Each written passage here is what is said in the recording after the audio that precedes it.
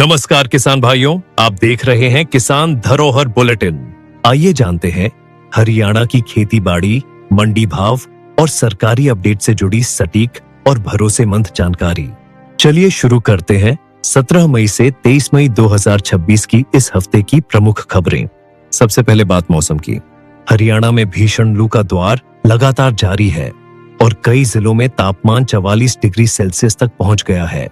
मौसम विभाग ने किसानों को दोपहर के समय खेतों में कम काम करने और फसलों में हल्की सिंचाई बनाए रखने की सलाह दी है। अब खेतों में आग की घटनाओं पर बड़ी खबर। राज्य में अब तक खेतों में आग लगने के 3,355 मामले सामने आ चुके हैं, जिसके बाद प्रशासन अलर्ट मोड पर है। किसानों से अपील की गई है कि फसल अवशेष जलाने से बचें और किसी भी आग की सूचना तुरंत प्रशासन को दें। धान किसानों के लिए अहम अपडेट। डीएसआर यानी डायरेक्ट सीडेड राइस के लिए पंजीकरण प्रक्रिया जारी है और सरकार 4,500 रुपए प्रति एकड़ का प्रोत्साहन दे रही है। सरकार का कहना है कि इस तकनीक से पानी की बचत होगी और खेती की लागत भी कम होगी। अब बात गर्मा मूंग किसानों की। गर्मा मूंग की एमएसपी खरीद लगातार जारी है और इसका न्यूनतम समर्थन मूल्य 8,768 रुपये प्रति क्विंटल तय किया गया है। किसानों को सलाह दी गई है कि वे अपनी फसल समय पर मंडियों में लेकर आएं और जरूरी दस्तावेज साथ रखें। खरीफ सीजन को लेकर भी बड़ा फैसला सामने आया है। खरीफ एमएसपी 2026-2027 तक लागू कर दिया गया है, जिसमें सूरजमुखी और कपास की फसल पर अच्छी बढ़ोतरी की गई है।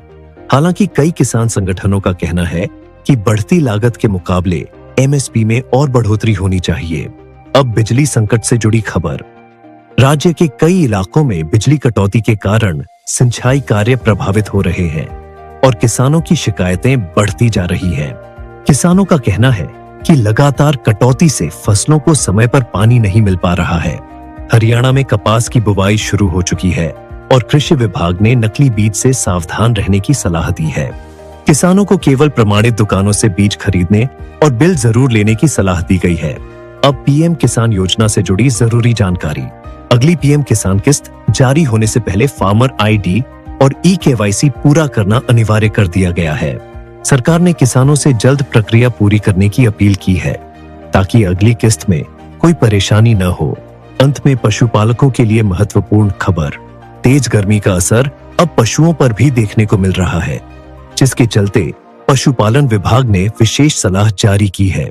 पशुओं को छांव में रखने, साफ पानी उपलब्ध कराने और दोपहर में बाहर न बांधने की सलाह दी गई है। फिलहाल इतना ही।